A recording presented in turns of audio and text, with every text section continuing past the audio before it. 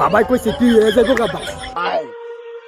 তার কোনো সমস্যা নাই, এবার এই সমস্যার সমাধান করে দিতেছি। রাখ। এই কই যাও দাঁড়া।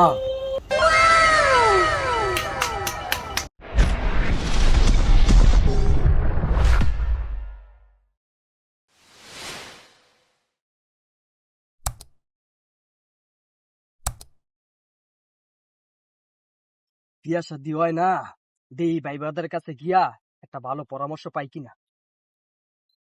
এলাকাটা ভালোই, কত সুন্দর। হ্যাঁ, এলাকাটা ভালো, আগের তো উন্নত হয়ে গেছে। কিরে বন্ধু, কেমন ভালো আছো? আছো বন্ধু? ভালো আলহামদুলিল্লাহ। আছে বন্ধু। হ্যাঁ, আরে তোর কাছে আসলাম একটা পরামর্শের জন্য। কি পরামর্শ? অনেকদিন হয়ে গেল, বুড়া শুরু হয়ে যাচ্ছে, একটা বিয়া শাদী তো দরকার ভাই। দরকার, বিয়া শাদী তো হচ্ছে না।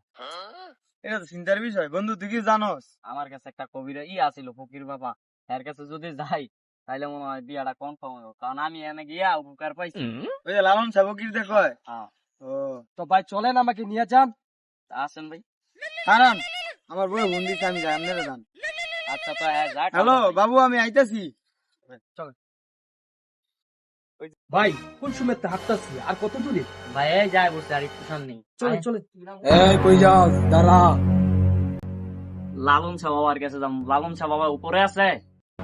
ও আছে, কি দরকার? এর তো বিয়ে হয় না, এই বিয়ার জন্য আসছিলাম বাবার কাছে। বাবা শুনছি যে সবার ইয়া করে দেয়, উপকার করে।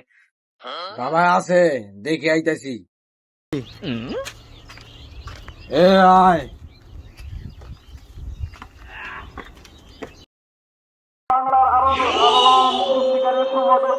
বাবা আসতে পারি?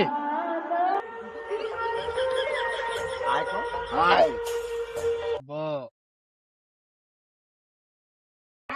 এই, তোর কি সমস্যা?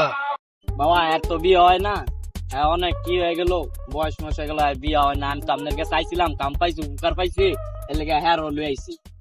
আচ্ছা, তার কোনো সমস্যা নাই, এবার এই সমস্যার সমাধান করে দিতেছি। রাখ। মিম ডিম আন্ডা, এবার হয়ে যাবে তোর কামটা।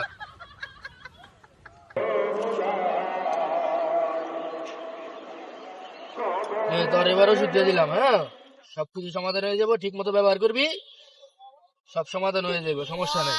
আচ্ছা বাবা। ঠিক আছে, আর প্রতিদিন নিয়ম মতো কাজ করবি, আস্তে আস্তে সব ঠিক হয়ে যাবে। আর হলো।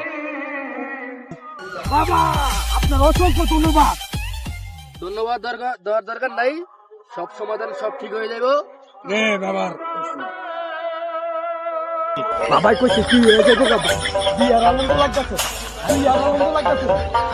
ও ভাই, বাবাই কইছে